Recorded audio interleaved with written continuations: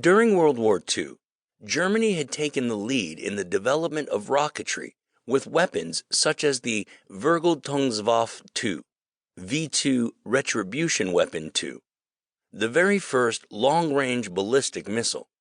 No other country had similar technology, and as the war drew to a close, the Soviets and the Western Allies began a scramble to find and recruit scientists who had worked on the German rocket program.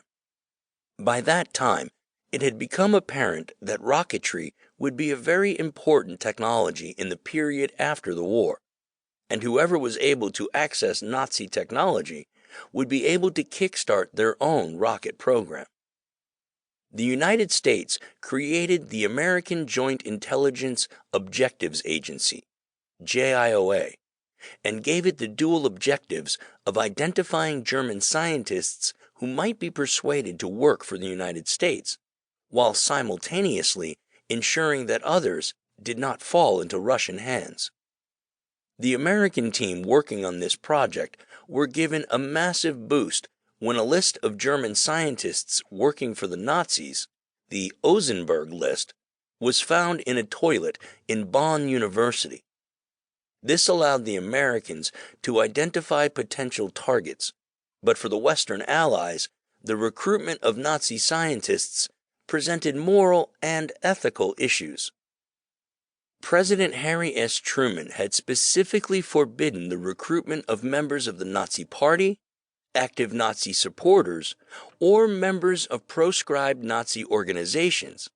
But given that membership of the Nazi Party had reached almost 10 million by the end of the war, and was practically a prerequisite for those who occupied senior positions, virtually all the Nazi rocket scientists were members of the party, which technically meant that none could be recruited to join an American rocket program. The agents of the JIOA found themselves in a very difficult position. They recognized that the early development of rocketry was essential to America's national interest, but the president's prohibition meant that they could not recruit the majority of German scientists because most had been members of the Nazi Party. The Soviets had no such qualms and were willing to recruit any scientist regardless of previous Nazi affiliations. Many people were concerned that this might give Russia a significant advantage in rocketry development. To circumvent the president's prohibition, and without his explicit knowledge or permission, a secret decision was taken to whitewash the history of any rocket scientists willing to work for the U.S. to remove any mention of Nazi Party membership or involvement in activities that might have led to imprisonment. This led to the wide-scale recruitment of German scientists regardless of their backgrounds, even though this meant concealing the truth from the American public. This program, which became known as Operation Paperclip, brought large numbers of German scientists to America immediately after the end of the war.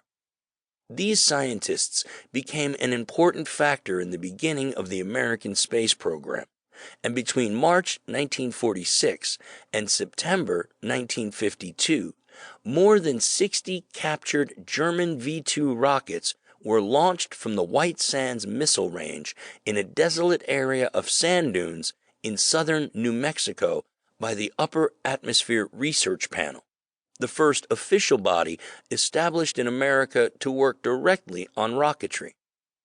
In 1948 and 1949, several of these launches included monkeys placed in the payload compartments of the rockets.